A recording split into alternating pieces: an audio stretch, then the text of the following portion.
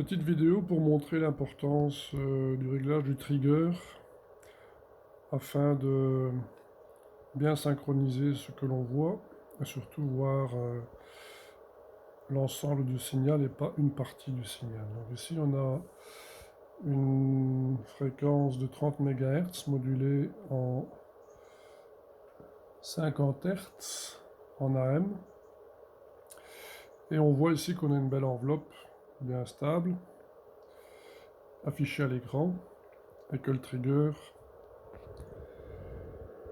a été réglé vraiment en haut de cette enveloppe pour avoir justement un signal stable.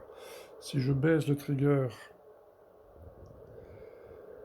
en dessous, on va voir que là, en fait, il peut synchroniser partout dans cette zone ici, qui correspond au niveau trigger que j'ai indiqué. Et donc le signal commence à être complètement, pas inexploitable, mais c'est beaucoup moins joli quoi, comme travail. Donc on va le remettre ici en haut. Vraiment le moins de possibilités possibles, parce que si on le descend un petit peu, bon, en fonction bien sûr de sa base de temps et de... On voit ça aussi un tout petit peu ici. On tombe quand même dans une zone un peu plus ou moins stable, mais si on veut vraiment avoir la stabilité maximum, il faut toujours le monter au plus haut possible pour qu'il se synchronise vraiment toujours au même endroit. C'est ce que j'ai fait ici. Alors, cette onde de 30 MHz en amplitude, en modulation d'amplitude, on va voir ce que ça donne maintenant quand on ne veut pas juste voir l'enveloppe, mais voir la porteuse. Donc je vais augmenter la base de temps ici, enfin diminuer la base de temps ici pour augmenter le niveau de détail. Alors on voit ici, comme étant le trigger aussi haut, on voit plus vraiment l'amplitude modulée. On voit juste la porteuse seulement quand elle apparaît. Avec un petit mouvement de gauche à droite. Alors si on baisse le trigger, on va voir directement qu'on va commencer à voir apparaître l'amplitude modulée, mais avec un signal dégueulasse. Parce qu'en fait, on vient à nouveau se synchroniser un peu n'importe où. En fonction de là où on se trouve dans la modulation, le signal va être plus en avance ou plus en retard. Et donc on va avoir un signal comme ça, dégueu à l'écran. On va se demander, mais qu'est-ce que cet oscilloscope de merde fait? Et en fait, quand on veut visualiser un signal d'amplitude modulée, il faut seulement mettre le trigger tout en bas, en plein centre de l'onde. Voilà. Et là, à ce moment-là, on synchronise pour toutes les porteuses au même endroit. Et là, on voit vraiment bien alors l'effet de la modulation d'amplitude sans être dérangé par le fait que le trigger va tomber à différents endroits de la phase par rapport au niveau de son réglage de tension. Donc c'est pour expliquer un petit peu ici l'importance de bien régler son trigger. Quand on voit donc ce genre de choses apparaître, donc là, il faut directement se dire, ok, là on a un signal qui module en amplitude, donc trigger sur le 0.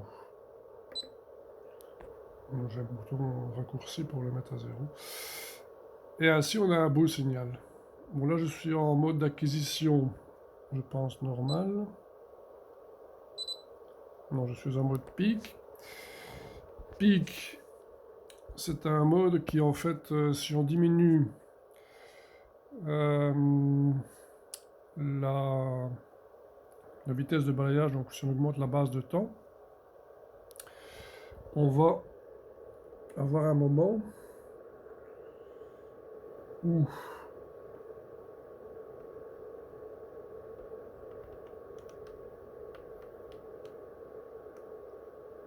on voit ici la vitesse d'écriture en mémoire diminue.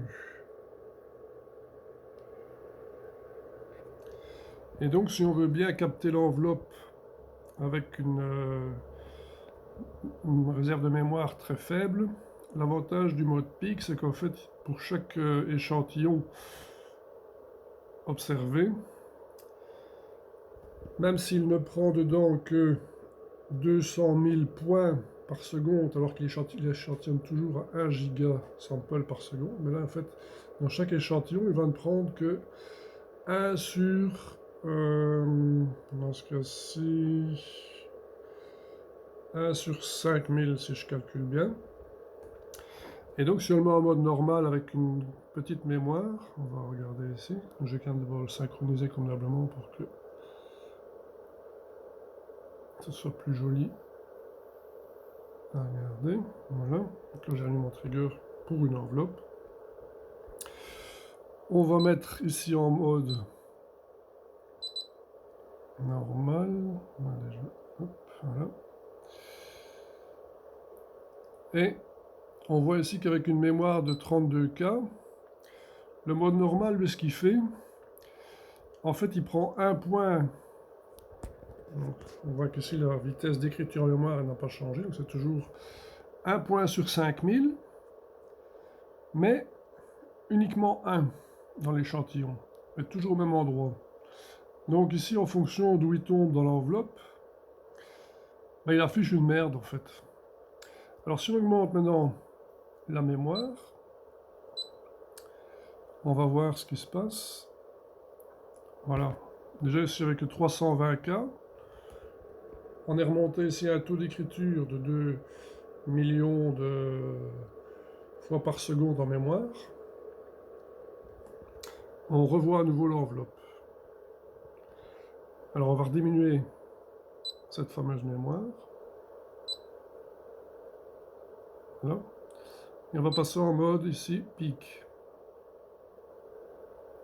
Et là, en fait, on voit l'avantage du mode peak. C'est que lui, en fait, pour chaque écriture, même à 200K, dans l'échantillon, il va aller chercher le minimum et le maximum de chaque échantillon. Et avec ça, il va faire un genre d'onde carrée, mais qui contiendra minimum, maximum. Donc l'enveloppe va toujours être là, même pour des faibles taux d'écriture, avec des mémoires plus petites, et ça pour des bases de temps beaucoup plus grandes. Donc il ne va rien perdre en fait au niveau de l'enveloppe. Alors je vais vous montrer ce que ça donne en faisant un stop. Donc le mode peak, on va bien voir que en fait il stocke des points.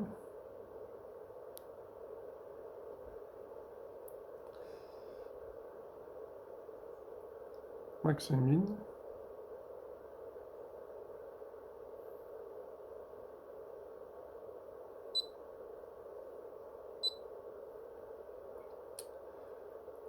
Pour chaque échantillon.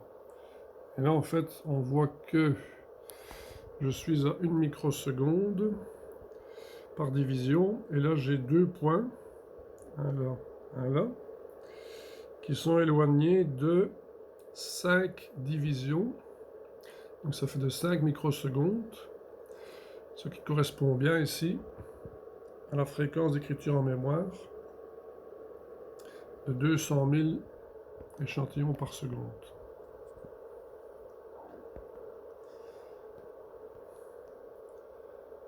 Alors, je vais revenir.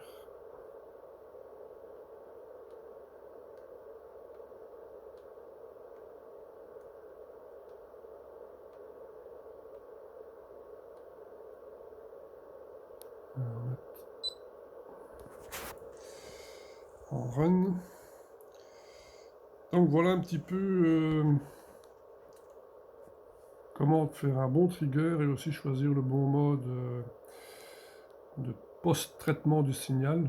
Parce qu'en fait, il faut savoir que même à cette vitesse d'écriture en mémoire, il continue d'échantillonner 1 gigasample par seconde. Hein. Mais seulement, ce qu'il va faire, c'est qu'il va prendre que 1 point sur 5000, dans le cas du mode normal, et 2 points sur 5000, dans chaque échantillon, 2 points sur même 10 000 ici, en fait, puisqu'en fait, c'est sa vitesse d'écriture mémoire. Donc là, en fait, ça va être 2 points sur 10 000, donc 1 point sur 5 000, mais il y aura à la fois un min et un max quand on est en mode pic.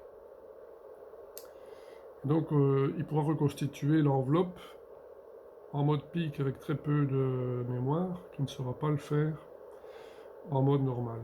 Parce qu'en mode normal, c'est selon là où il va tomber. Et donc, on aura ce signal...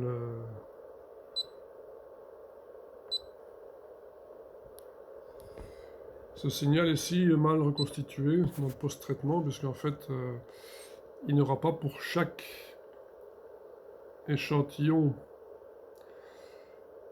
pris le point minimum et maximum, mais pris le point toujours au même endroit. Donc il va rater l'enveloppe et faire ce genre de choses horribles. Donc on va voir ici, si je remets simplement 320, c'est déjà suffisant. 320, et là on voit qu'alors il peut monter à 2 mégasamples en mode normal. Et là il peut reconstituer l'enveloppe. Voilà. Je pense que c'est tout ce que j'avais à dire.